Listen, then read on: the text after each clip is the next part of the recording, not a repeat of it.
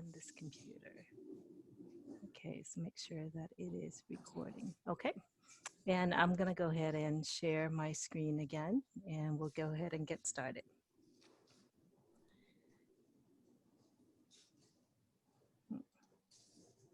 Okay, so thank you for the introduction, Bon. We're going to go ahead and skip that section.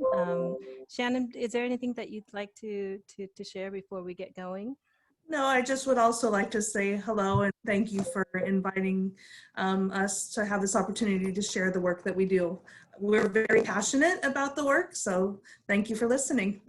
But Shannon's a bit modest here. She just recently defended her dissertation on a doctorate researching the Vietnamese dual language immersion program. So congratulations to her. Thank you very much. I appreciate that. So for today's presentation, we will be addressing some of these elements that you see here. We'll do a little introduction, a brief overview about dual language immersion, what are some of the goals, and then we're going to go specifically into the site, and this will be at DeMille Elementary School, which is the first school to provide Vietnamese dual language immersion program in the state of California. And it's been really exciting to watch it grow for the past several years. Then the next section, we're going to provide some evidence looking at student academic achievement, survey on students' perceptions as well as parents' perceptions about the program. And then the last component of the presentation, we will look at the nuts and bolts, talking about the type of resources, right, partnership that are needed to ensure that the program is successful, including recruitment of teachers, training of teachers, and professional development, as well as resources.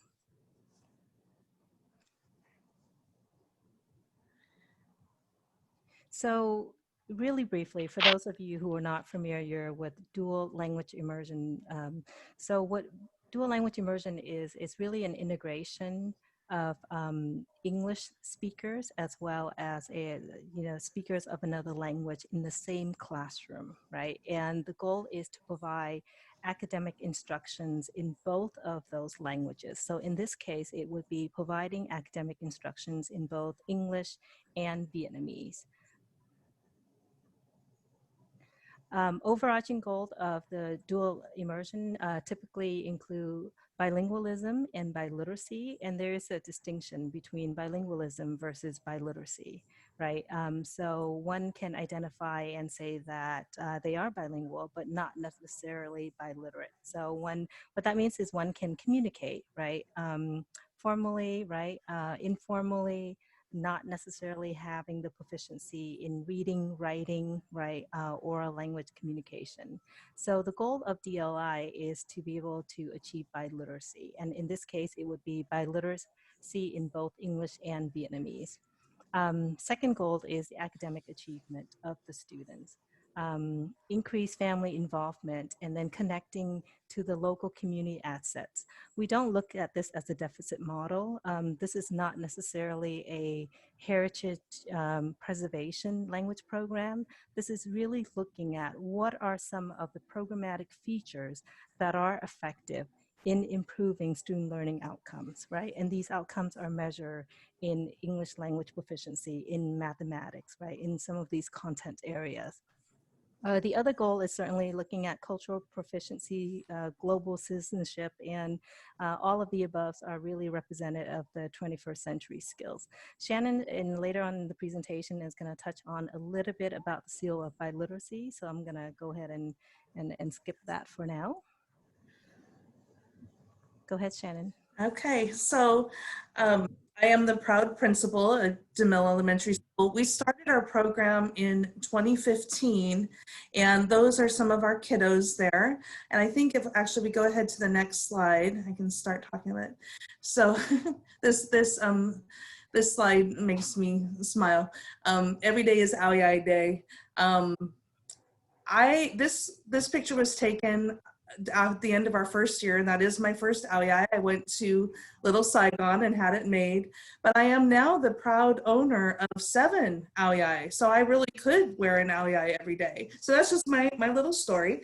So every day is almost every day is Aoyai Day. We do enjoy celebrating the culture as well as the language quite a bit. So, and hopefully this presentation reflects that.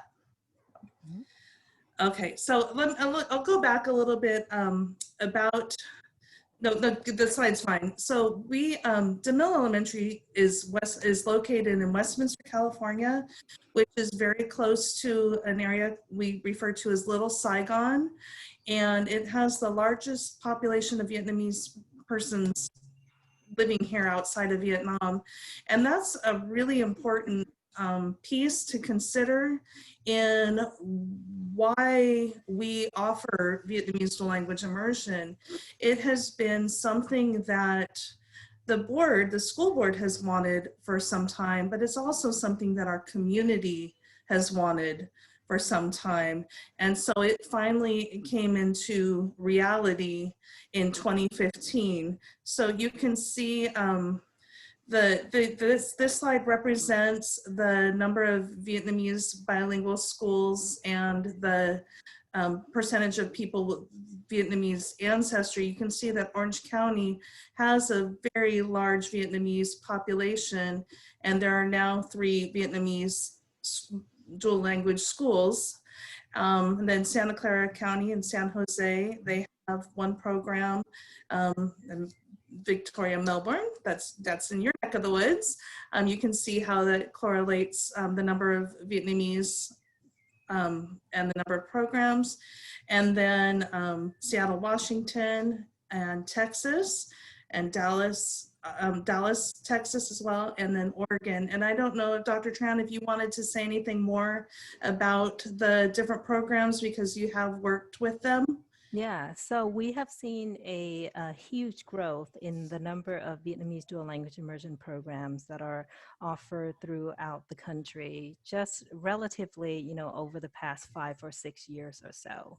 And these programs are representative of the mainstream programs, right? So they're not your, enrichment program. They're not the Saturday, Sunday school, community heritage language programs.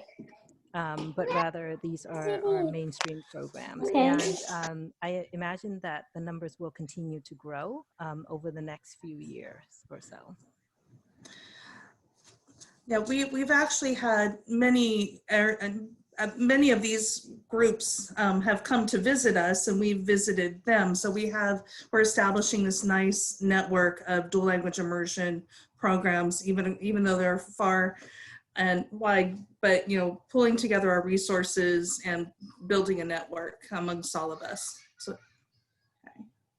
So our demographics, we are a K-6 school, but we also have 2 preschools. We have a dual language immersion preschool now with approximately 500 students. 67% of those students are English language learners. I'll skip down to about 40% of our students are Latino, and 56% is of Asian ethnicity, primarily Vietnamese, but also, many mixed Vietnamese, Chinese, and so on and so forth.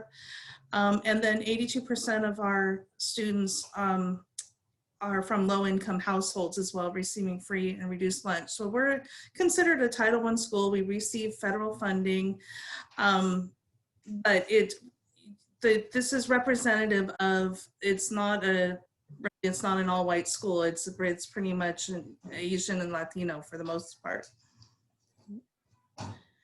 And so again, we were the first program in the state of California, and I already mentioned that it was something that our school board wanted, and it was something truly that the community wanted. And we started with 2 kindergarten classrooms with about 40 students, and in 2015, and now we have 16 VDLI classrooms starting with preschool all the way through 5th grade. So basically every year we add a grade level, and we started with kindergarten, and then 2 years later realized how important it was to start even earlier. So we were able to implement the preschool program because that we're building that language foundation at that early age, and then they just progress. And so I don't know if this is a slide with the pathways to biliteracy, but with the pathways to biliteracy, there are benchmarks at preschool, at TK, which is transitional kindergarten, 3rd grade, 6th grade, and then 8th grade, a medal of biliteracy, and then a seal of biliteracy when they graduate from high school. So we're starting them on that pathway to biliteracy at preschool. That's really important. We follow a 50-50 model, and that was something else that was really important to the community because they felt strongly that they want their children to be learning English, but they also want them to be learning Vietnamese.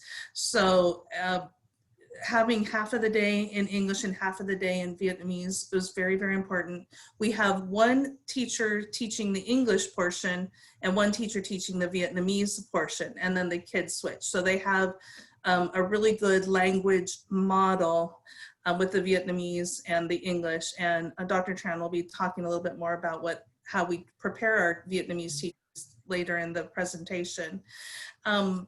Dr. Tran also already talked about how there are periods of instruction during the day in which only one language is used. So they have their Vietnamese time or they have their English time. It's not a translation model where they learn something in English and then they learn the same thing in Vietnamese. The content is delivered, it's sequential, and they're learning both the language and the academic content. And again, we do try to balance as much as possible English speakers and Vietnamese speakers so that then that's how it's the dual immersion. They're immersed in the language, but they're also immersed in hearing from their peers as well and supporting their peers. And you'll hear more a little bit about the seal of biliteracy. And so I think it's important at this time to point out that the seal of biliteracy, it's really the state's way of recognizing that the child is biliterate, right, in the targeted language. So in this case, the child is biliterate, right, in Vietnamese at the kindergartner level or foundation, right, in your context, and in 3rd grade, in 5th grade, in 8th grade, and in high school. So over the trajectory, right, we're able to assess and we're able to pinpoint what are some of those skills and what does it mean to be biliterate. And I think that that's really important because they do have to show that they have that level of competence in English and Vietnamese, not, so that they're equal. So the impact of the dual language immersion on our school has been tremendous. Not only did we see great growth, I mean, it has transformed our school community and the community at large. So I'd like to be able to share a little bit of what some of the positive impacts have been. We have an increased enrollment by quite a bit. I was in years of declining enrollment, and that's one of the reasons why they chose to bring the dual language immersion program to my site, and I'm so glad that they did. We enroll students not only from we're their neighborhood schools, so we have neighborhood school students in our program, but we also have students from within the district. And then we do have students coming from outside of the district, from, you're probably not as familiar with California geography, but neighboring cities and towns are able to come to be a part of the dual language immersion program through the interdistrict transfer process. It is a program of choice. So families do choose to enroll their children in the Vietnamese dual language immersion program. We still do have a traditional English only track. So that's important to note as well. So we have students in the Vietnamese dual language immersion program, and we do have students in the English only track. But I will tell you that the number of students in the dual program now far outweighs the number of students in the traditional program because it's popular. Our parent involvement has increased tremendously. And honestly, that parent and community involvement has just really been key to our program success. You know, I have a full PTA board and a Vietnamese dual language immersion parent advisory committee, and just really strong parental support. And that is what my dissertation was on parent involvement. So I feel very strongly about that.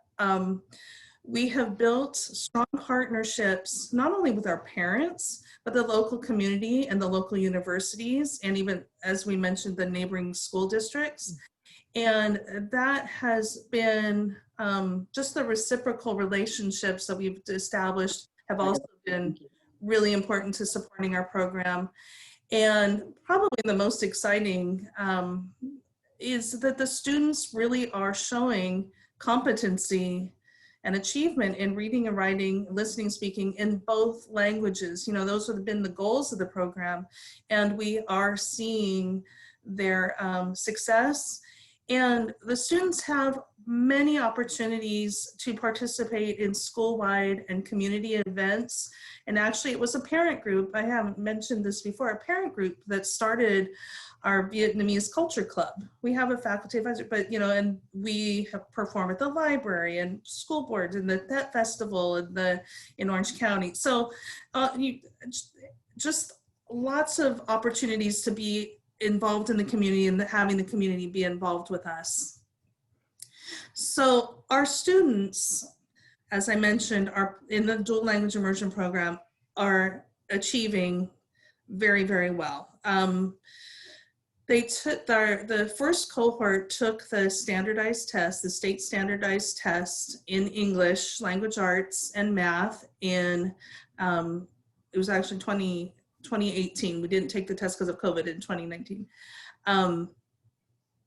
And I was a little nervous to see how they were going to score, because research does show that, you know, students in the dual language immersion program may score lower than their English only peers until about 5th or 6th grade or so. So I thought, okay, 3rd grade, we'll see how far we have to catch up. Well, my worries were demolished when I saw the results. 60% of the students in the dual program, you can see here, exceeded the standards, and then 34% met the standards. They outscored basically the whole district and the county and the state. And it's really important to note that this is with them learning half of their content in Vietnamese and half of their content in English. And this test is on the English standards that everybody is working on. So they are still achieving they're achieving in English language arts and in Vietnamese. I don't have Vietnamese test results, but we are really excited about how they did on that standardized test. And you want to know more? It is also, and this was me showing that data to our parents. It's really nice to have data to share with them. And we had similar results with how the students scored in math as well. And with math, they have 1 day in English and math in English, 1 day in Vietnamese, 1 day in English.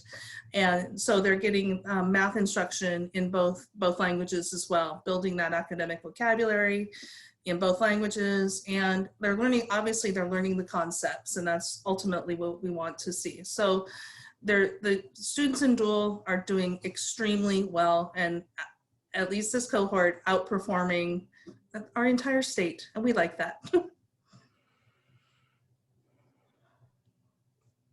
So in addition to the standardized, performance outcomes that Shannon has just shared, we also looked at other student achievement indicators, right? Such as students' attitudes towards learning Vietnamese and their level of engagement. And so we administer a survey. This is also part of the research study, and this was a quasi-experimental design when we look at students who enroll in the Vietnamese dual program compared to their peers in non-dual program. And then we control for social economic backgrounds, we control for prior achievement, right, and gender. And what we found was that, overall, students have more positive attitudes towards learning Vietnamese, right, compared to their non DLI. And some of the questions that we ask include, I like learning Vietnamese. I wish I could learn more Vietnamese. I think I'm good at Vietnamese. I like speaking Vietnamese at home. I think learning Vietnamese is fun, and I like speaking Vietnamese at home.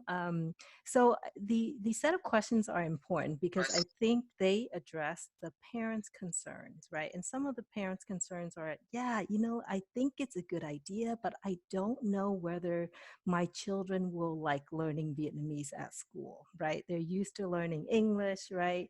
And so it was important for us to collect this data and to have a research study focusing on this data to address some of the parents' initial concerns. We also surveyed the parents and we asked them, so what are some of the reasons that you would enroll your children in a Vietnamese dual program compared to an English only program? And as you can see from the outcome here, the majority of our parents reported the three major factors that influenced their decision to enroll their children in the Vietnamese program. And those factors include bilingual, bicultural identification. So when we asked the parents, many of them said, yeah, the reason why I am enrolling my children in a Vietnamese dual program is because I want them to be bilingual. I want them to be multicultural. The second factor that also weighs on that decision is it's academic and career advancement. So our parents believe that, if my child can speak both English and Vietnamese, right, then they will achieve higher academically. And also it gives them a career advantage down the road. The third factor is that, and this is important for the community, is to be able to communicate with families and friends. As you know, Vietnamese Americans or, Vietnamese diaspora, we're moving into second generation, right? And beginning a third generation. So the language piece is important. For this particular group of parents, it was important for their children to be able to communicate with the grandparents and to be able to communicate with the parents effectively. So we also asked the parents, what are some of your expectations, right, when you are enrolling your child in a Vietnamese dual program? As you can see, between 80 to 90% of the parents reported that here are some of their expectations. They expect to be satisfied with the dual program, and in terms of giving their child access to subject matter that the child needs. So what that means is that when enrolled in a Vietnamese dual program, they expect their child to have access to the math content, to the science content. They expect the same level of rigor, right, that you would expect in a English-only program. They also believe that, by combining a classroom with English speakers and Vietnamese speakers, that is the best way for their child to immerse in the language. When we also ask them about what are some of the perceptions, right, or expectations, and they reported that Vietnamese students, parents, staff, and community members are made to feel valuable to be part of the school culture. So Shannon's presentation earlier about the parental engagement, these are also the expectations that parents have, right, about being a part of the program.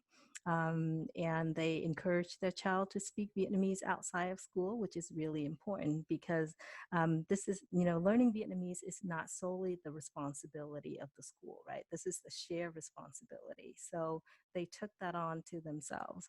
And then the last piece is that they're confident that their child will be able to communicate well in both English and Vietnamese after completing the program. So this is a huge investment, right, in their children. And then I think the last piece of question here is we ask them, would you recommend this program to other parents, knowing what you know?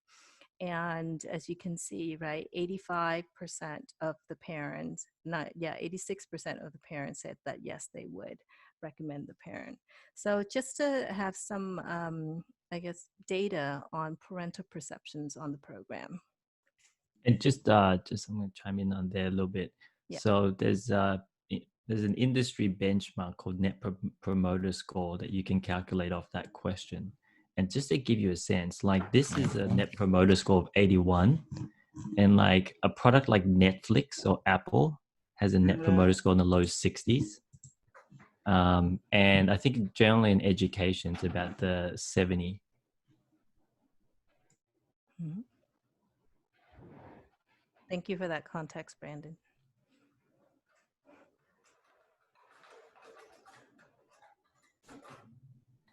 How to run a successful VDLI program. Everything you've always wanted to know. 5 minutes or less, no. So these are some of I'll just talk about some of the things that have helped us to be successful. We are still a growing program. You know, we're still a building program. So in a lot of ways, we're still new, and we are always revising and changing and growing and facing the challenges as they come. But overall, I think that we are definitely showing success. So I'll go ahead and advance to the next slide.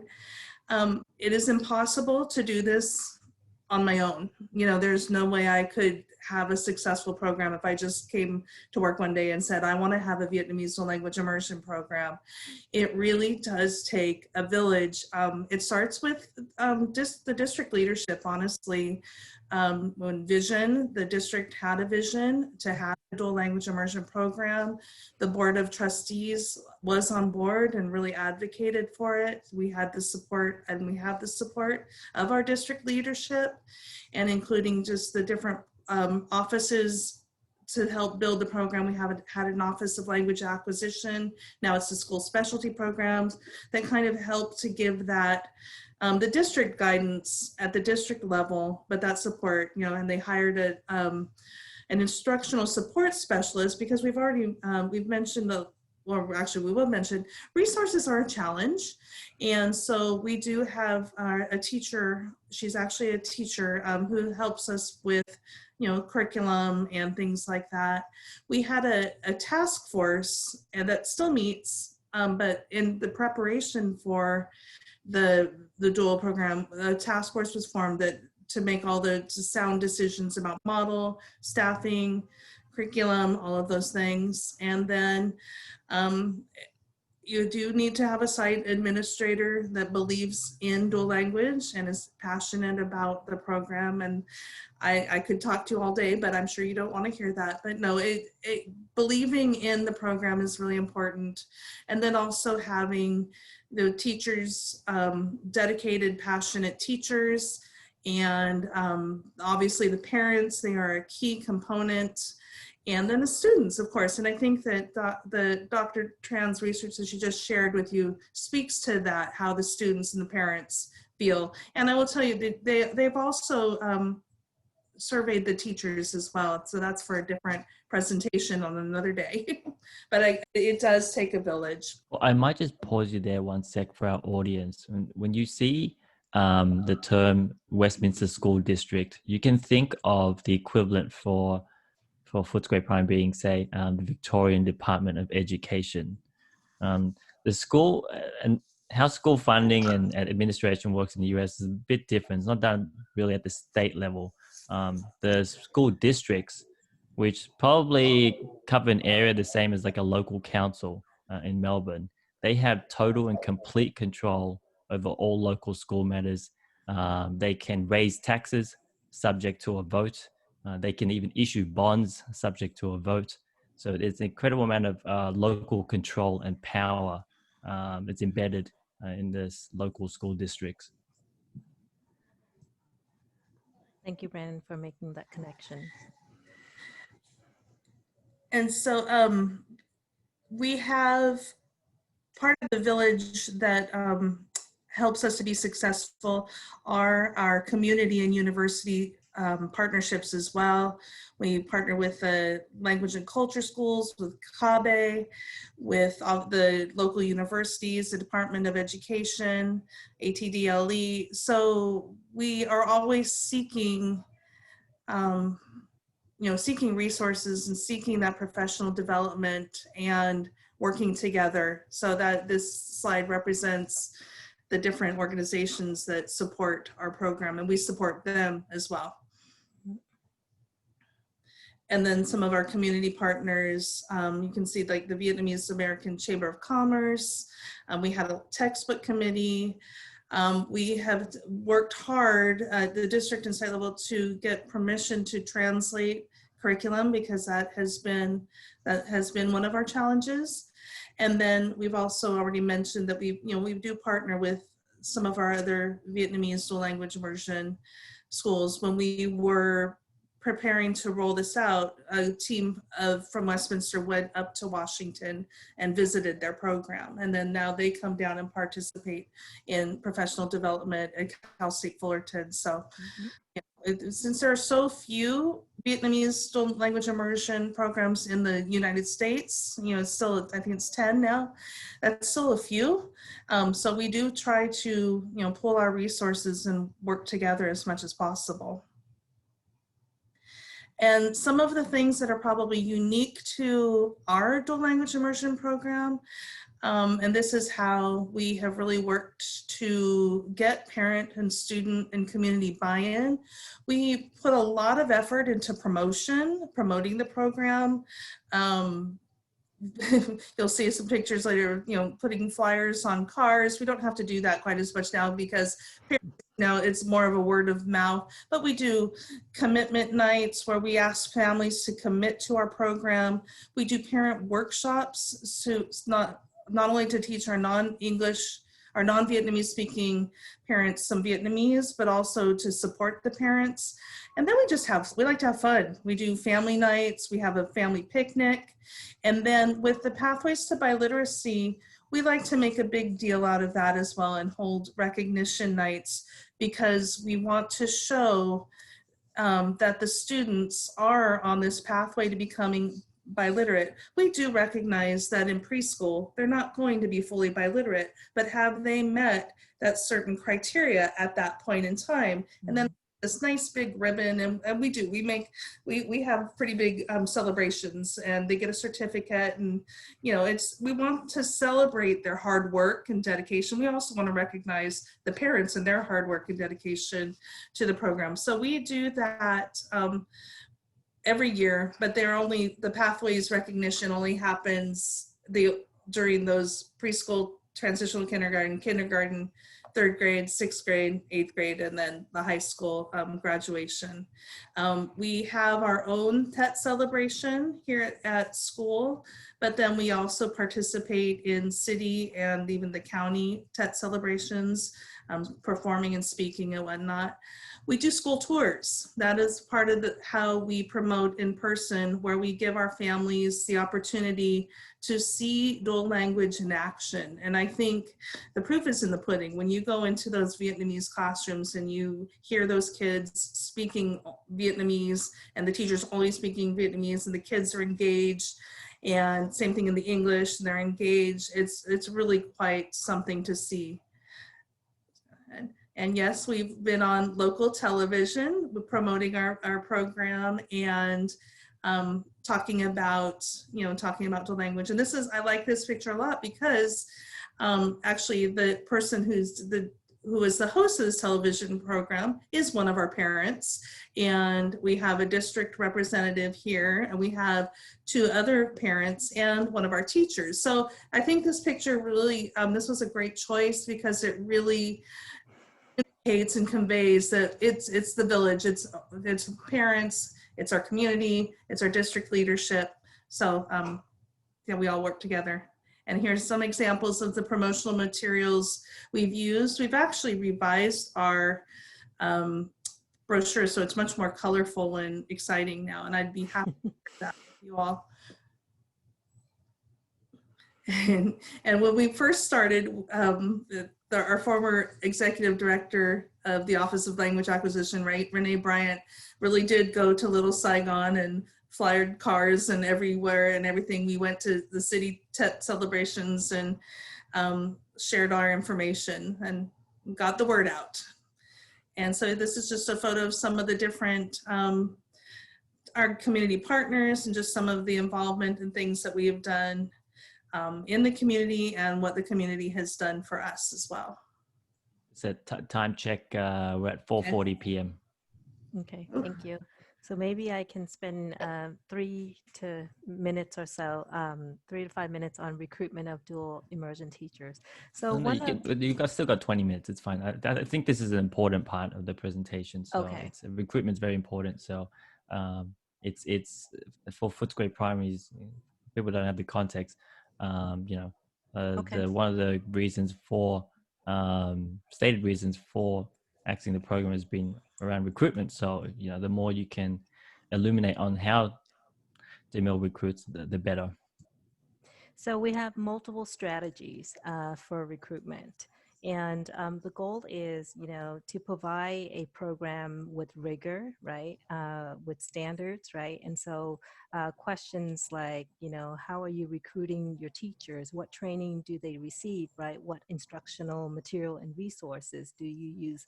I think those are on, the minds of the parents, right, and the district and different stakeholders, right? And so in terms of recruitment of dual immersion teachers, in just to provide some context and really to highlight the need to have a partnership with a university in this case, was that in 2012, California State University Fullerton essentially pushed to establish a minor degree in Vietnamese language and Vietnamese studies.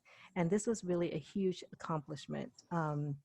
And in addition to that, we also was able to establish a bilingual authorization. And what that means is it's a program to certify Vietnamese dual immersion teachers, right? Teaching grades K through 12. So think of it as foundation to 12th grade.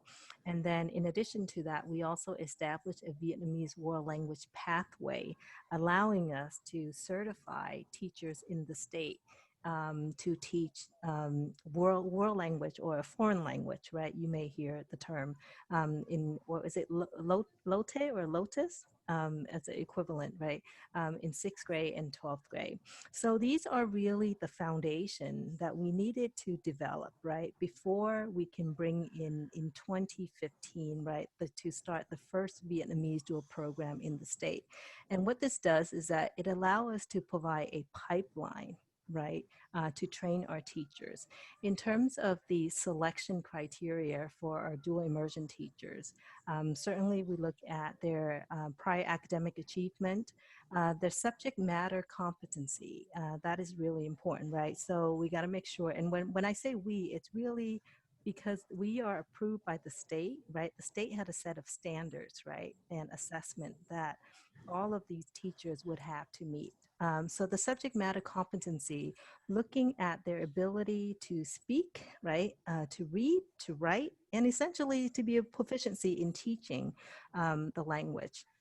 We also look at their writing narrative, right? Do the candidates have the disposition and the commitment to providing just, equitable, and inclusive education, right?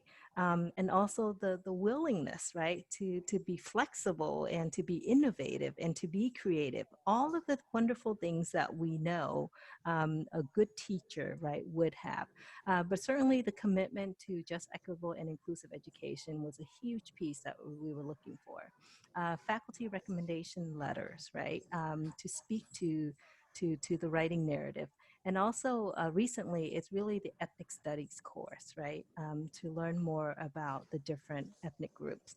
We also have an interview process that goes into the selection criteria. So that's the selection criteria that I've just shared are sort of like the initial criteria, right? Once they are in our training program, we also looking at, coursework. And the coursework may include foundation into teaching, social emotional learning, literacy development, again, diversity and inclusion, educational technology, and along the way, there's certainly the field work and supervision and evaluation. For those who are acquiring a teaching credential to teach in a dual context, so in addition to the selection criteria above, the last piece is the language culture methodology. These are 2 courses that are being taught in the targeted language. So for example, these 2 courses are being taught in Vietnamese, right? And I share this slide to say that we have to make sure that we are preparing our teachers, right, to the best of our ability with rigor, right? And so that they are equipped and that they are successful once they are in the dual language classroom. So where do we draw these teacher candidates, right? They come from multiple places. They come from our community heritage language schools. So in the US, we have, many community language schools that have been offered Vietnamese language for the past 4 decades or so, right? Through Saturday school, through Sunday school, through churches and temple, right? And so you have this natural pool of volunteers or people who are really interested in teaching Vietnamese, right? So we partner with these organizations, right, in building that pipeline and take the pool of interested, teachers in these community language school, and we provide them a pathway to earn a state-approved teaching credential so that they could teach in the state classrooms, right? The second mechanism of recruitment include teachers within the district, teachers within the school, right? And because the district collect data of teachers who are bilingual. So for example, if you have a math teacher, right, who is bilingual in Vietnamese and English, you approach that teacher and you say, hey, are you interested in getting a certification, right, to potentially teach a Vietnamese dual program? So that's another mechanism. And a lot of the district do provide stipends and compensations, right? In helping the teacher candidates that way. The other pool is our paraprofessionals or what we call is assistant teachers, community liaisons, or translators that we have within the school, that we have within the district. And a combination of the two bullets a point, I think certainly, resources from the state and from the federal government is helpful. And that can be done through different grant activities in partnership with the university. An example is Project Become. Project Become was funded for a couple of years by the state to build a pipeline of dual immersion teachers. And so in this particular group, we provided the opportunity for, I would say over the 2 years, maybe a combination between 300 and 400 teachers in Spanish and in Vietnamese, right, to successful complete their certification, in addition to the ongoing professional development. So once they've graduated from the program, we know that's not enough, right, in terms of continuing professional development. So trainings for teachers, and Shannon shared earlier about we have, over the years, we have created this network of teachers, right? From different states throughout the country. They get together and we provide professional development in the fall, in the spring, and then like a summer, 2-week summer intensive institutes for them. And when they get together, not only is it about networking and collaboration, discussing, what are some of the successes, what are some of the challenges that you are experiencing in the classroom, but also providing professional development on the content and the pedagogy. So some of the topics, over the years have included academic language. How do we provide academic language for the teachers, right? There's some who may not feel confident, right, in their academic preparation, right? They may be bilingual in Vietnamese, but however, they may lacking the academic language, right, to teach and to stand in front of the classroom and to provide instruction.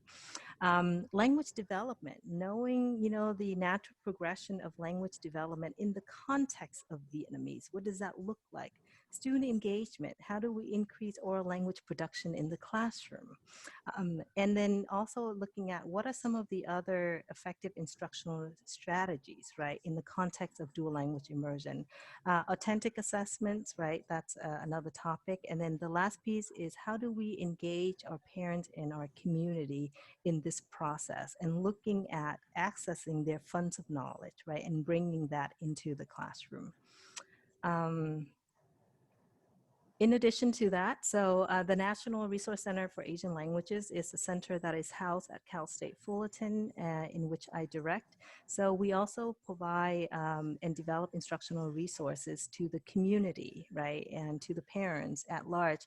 So I just want to maybe take a second to highlight an example of some of the work that we are doing. So this was actually a book writing competition that we hosted last year. And this is we've done this 2 years in a row now. So we had, over 100 students who sign up, right? And we give them topics, and it's a book writing competition. And then of those, we identify 12 books that are representative, right? Of the community. And then we work with our students at the university in the arts program, and we illustrate these books, and then we publish these books. These books are essentially authentic materials and resources that are written for children by children, right, and reflecting the voices of the children in the community. For more information, you can certainly visit our website there. These are also additional free resources that are available to the public, really. So over the years, we have about over 200 collections of books, and we level them. So kindergarten, Brandon, correct me if I'm wrong, these are foundational level, right, courses. And then grade 1, 2, 3, 4, and the 5th grade. So when you go to our website, if you click on, for example, level A, you will see 10 books that are classified in level A, right? And so these are resources that are widely used by the teachers. Here's some example, I guess, the cover pages for some of these resources. So these are all level A books. And then in addition to that, all of our professional development, we also post these resources so that teachers can go back and refer, right? As you can see, because we are working with a younger population, Vietnamese phonics, right? And early literacy development is certainly a key component here. Feel free to visit our website. All the resources are free, downloadable, and they are there for public use.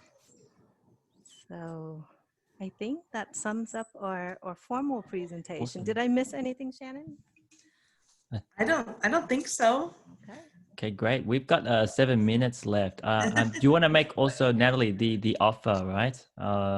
To Yes. to our audience, who I think we have Miss Natalie Bakai from the Victorian Department of Education online, and we also have Miss Catherine Hall, who's the State Member of Parliament for the seat of Footscray. Nelly, go ahead. Yeah, Perhaps so I do a brief introduction of what we have here. At the moment, we have about 29 participants, many of whom, as Brendan pointed out, that the local member who is actually Kathy Hall is actually with us as well, from the Department of Education also with us as well. The Department of actually VMC, Victoria Multicultural Commission, is also with us as well. A number of actually Vietnamese principals who are attending with us. Unfortunately, I can't go through all their names, but I just want to point it out that they are here. And also Mr. Steve Lowe is actually a Vietnamese Vietnam veteran who is actually doing a mobile program that is explaining to children about the Vietnam War, the involvement of the Aussie diggers in the Vietnam War as well. So that I leave that there for time for the questions. yeah. Thank you, Brandon, for reminding me to share. So I neglect to mention that the National Resource Center for Asian Languages is actually funded by the U.S. Department of Education. And because it is funded by the U.S. Department of Education, our charge is really to produce resources, professional development trainings, right, for educators. And so many of the resources that we produce are free of charge to the public. And we always welcome partnerships with the various organizations. I'm going to stop right there, and maybe that would include, for example, a Footscray Primary School or any other school in Australia. Absolutely, yes. So thank you, U.S. government. They're willing to